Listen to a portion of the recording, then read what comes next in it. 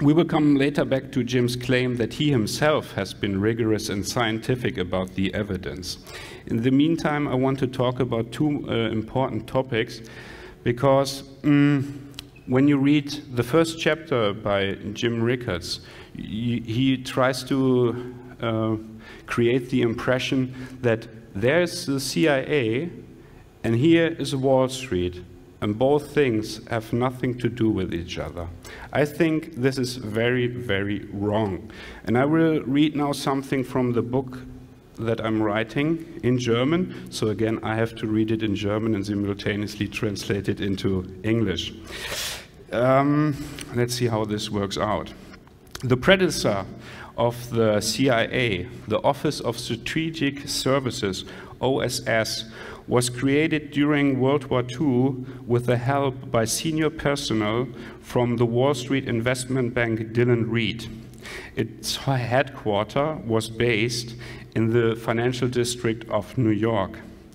The first head of the OSS was William Joseph Donovan, who was one of the founders of a law firm on Wall Street that is still existing today, Donovan, Leisure, Newton, and Irvine. After World War II, from 1945 till 1947, there was a smaller version of the OSS existing called Central Intelligence Group, which was part of the State Department of the US and was headed by a general with the name H.S. Vandenberg. However, I'm not sure if you are familiar with the so-called War and Peace studies. Have you ever heard about them? They were carried out by the Council on Foreign Relations and the State Department even before the United States entered the Second World War in 1939, and the War and Peace studies were funded by the Rockefeller Fund. And they were actually looking what are our aims in the upcoming war? There will be a war, and what will we do afterwards? And what you will almost never hear, for example, is how the Bretton Woods system was already designed in those War and Peace studies. They already had the plan for the IMF and the World Bank. And then the Bretton Woods, the famous Bretton Woods conference, was taking place later on. And you should take a look at what they meant with the so-called Grand Area Strategy. Be it as it may, they needed a much larger intelligence service after World War II. And now we see again some close relations between Wall Street and what became then the CIA. Because related to the national security that created the CIA on July 26, 1947, Professor Peter Dale Scott writes about the role that Allen Dulles had in this. As CIA Director Richard Helms narrates in his memoirs, Allen Dulles, who was a Wall Street lawyer at that time, was recruited in 1946 to draft proposals for the shape and organization of what was to become the Central Intelligence Agency in 1947. Dulles promptly formed an advisory group of 6 men, all but one of whom were Wall Street investment bankers or lawyers.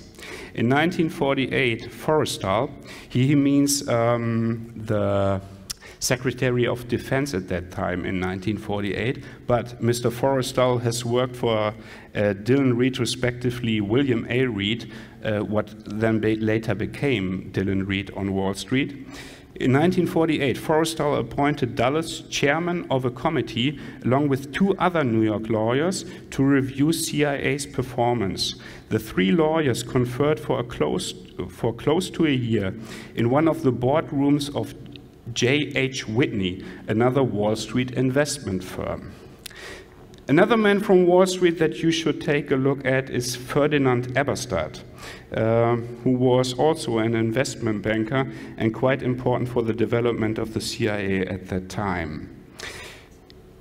One fact: in the first 2 decades of its existence, all 7 of the known deputy directors of the CIA came from the same circles of Wall Street lawyers and bankers. 6 of them were, in addition, listed in the New York Social Register. The New York Social Register is basically a register for the upper 10,000s, so high society, you could say. And now a close look, when you take a close look at the senior personnel at the CIA, you will stumble across the following. First of all, the National Security Act was actually written by Clark Clifford. Have you ever heard about Clark Clifford? Do you know anything about him? He was advisor to Harry S. Truman, president at that time, and he was the Secretary of Defense of the US under Lyndon B. Johnson. Now, what was his profession? Wall Street lawyer and banker. When he was writing the national security draft, he worked closely together with Allen Dulles, the brother of John Foster Dulles. Have you ever heard about the Dulles brothers? They were partners in the most influential law firm on Wall Street that is still existing today, Sullivan and Cromwell. Then a very important branch within CIA at the beginning, was, in the early stages, was the Office of Policy Coordination. The first head of the OPC had the name Frank Wisner. What was the profession of Frank Wisner? Wall Street lawyer. Another important man in the history of the CIA was William Casey. He was the director of the Central Intelligence under Ronald Reagan. When Richard Nixon was president, he was working at the Securities and Exchange Commission. And do you have already a feeling what his profession could have been? He was a Wall Street lawyer and a stock trader.